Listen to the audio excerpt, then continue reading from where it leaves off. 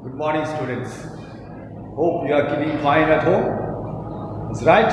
Okay. Let us come to our discussions. Please take your book as usual and pencil in hand. Pencil in hand, always pencil in hand. And if you find something important, surely many things will be important, and please underline that, so that when you revise your lessons, you will be able to identify the important ones. Do you understand? So therefore, I always emphasize to take book. When you start your video, please take your book. Without book, it is useless. And then go through, as I discuss, please go through in your book where I am discussing what I am discussing. So let us come to the point. So under the Delhi Sultanate, the important king or the Sultan of Delhi we have discussed, that is Muhammad bin Tughlaq. Muhammad bin Tughlaq. Now, after Muhammad bin Tughlaq's death, his cousin Firoz Shah Tughlaq was placed on the throne. Now, he was placed by the ulemas. Now, ulemas and nobles. Now, who are the ulemas?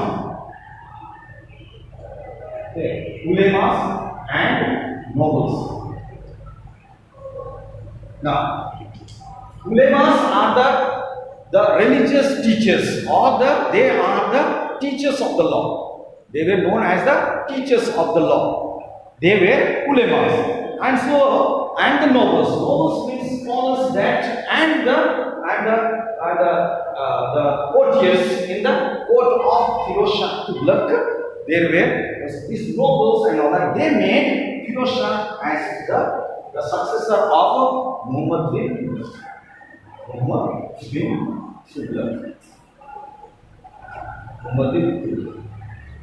And so Firoz Shah inherited the empire, and that time it was already, the Delhi Sultanate was about towards the crumbling stage. Crumbling means going to fall, towards the falling stage. And so he planned to revive the traditions. So Firoz Shah tried to revise all that were not up to the mark, which were the reasons for the decline of the Sultanate. So he collected the goodwill of the nobles and the ulemas and the leaders and the ministers, and tried to do some welfare measures for the people. He carried out a number of welfare measures. What were the measures? He was known for his benevolence. Benevolence means benevolence. What is the meaning of benevolence? Benevolence. So he carried out a number of what called reformative measures he took, and so he was considered to be a very good king. Benevolence means helping, kind, loving, generous. All this comes under benevolence. Okay, kind, loving, helping.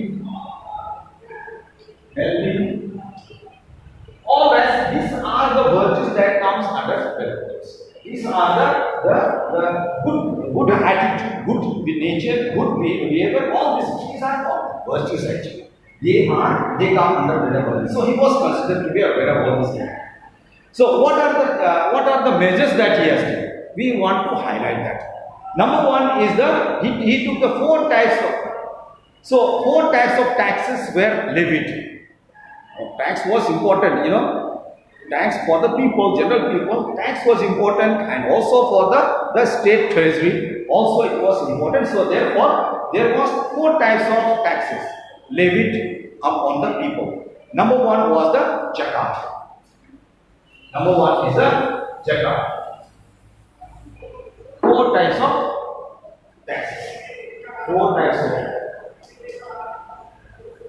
of taxes. Number one is the zakat.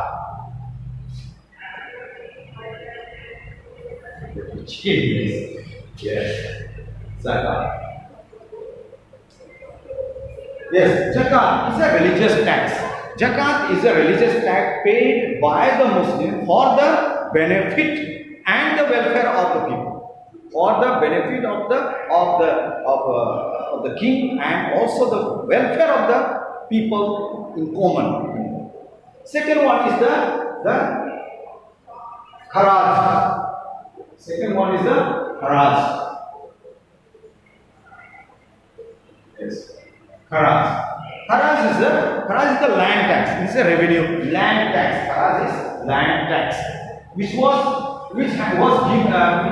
people had to give compulsorily. They have to pay their taxes to the king. They have to pay the land tax. This is a revenue land tax that everybody had to give for a year. Number three is the kham. KH. Kham. Now, what is this kham? Kham is the state share of plunder acquired by the soldier in war. You understand what I'm saying? So, this kham is for example, suppose a king goes for a war, he had a war and he won. When he wins the war, he gets victory, then he gets all the property of that king was collected. I'll tell what is that. Especially the precious gold, silver and other ornaments, jewelries. Second thing was the soldiers.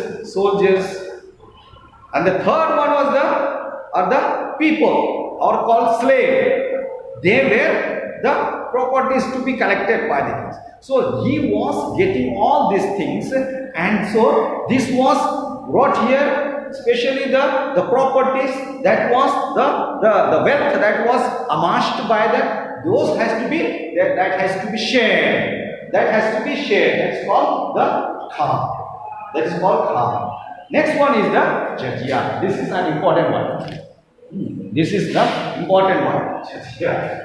Now, this is the jizya. Jizya. Yes. Jizya. Now, jizya is another type of tax collected by from the non-Muslim, the people, those who were not of the religious community, Muslim community. They have to pay a tax called jizya to the king. So, taxes imposed in the also there were other taxes that were taxes imposed in the Ganga Yamuna Dua was 10 times more than usual. That was there, and this was reduced by the king, by Firoz Shah. He reduced the taxation on the Ganga Yamuna Dua. I have explained what is this Ganga Yamuna. Just to revise, Ganga Yamuna Dua. Dua means the land between two rivers. So this land was quite fertile. So there was Muhammad bin Tughlaq had raised this one 10 times more than the usual, and so he reduced this tax. Next one was he repaid the old canals and built the new ones to give the facilities to the farmers for irrigation. So he built the canals and the ducts, and so all these were repaid, and also he improvised that for the farmers. Next one is that he built new towns like the Hisar, Firozabad, Jaunpur, Fatehabad and Firoz Shah Kotla. All these are the towns he built for the people to have access to the various types of properties, natural properties as well as the other properties, movable and unmovable properties. Next thing was the judicial reform. I am rushing a bit. If you have any question, you can ask later, or I will give you the clarification later. Judicial reform. Judicial reform means what is the judicial reform? I will explain this. Next one is the judicial reform.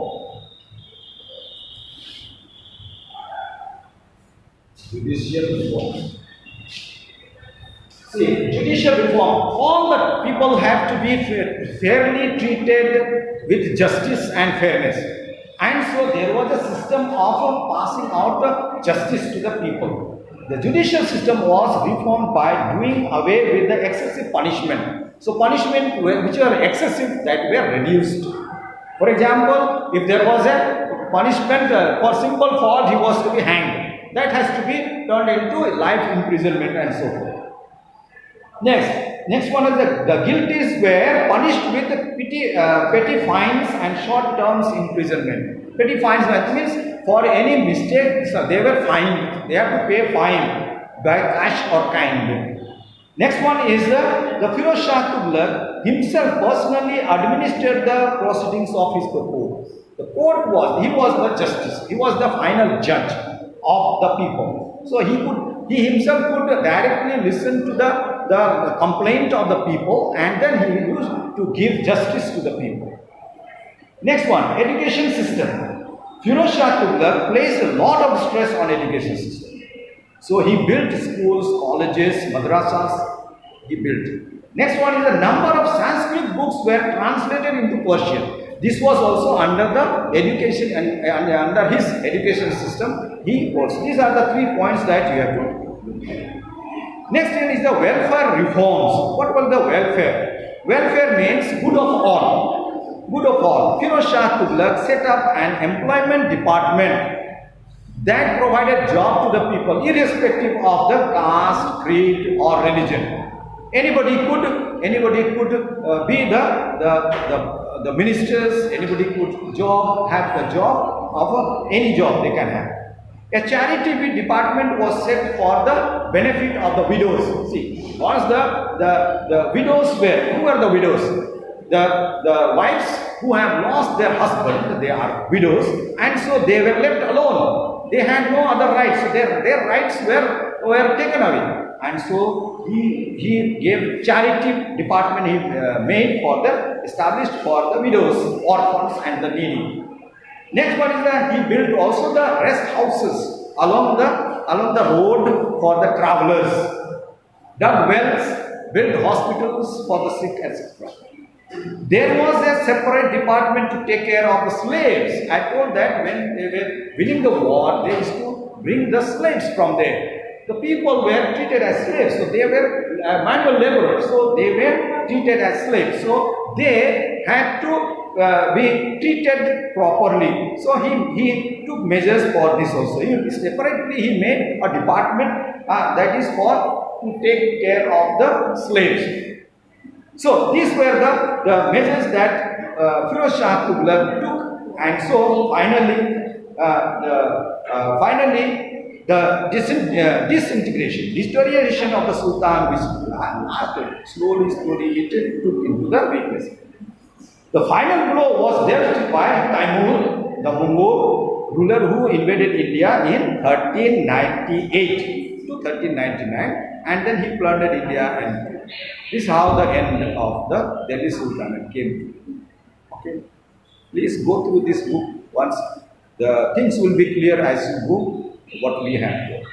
Thank you.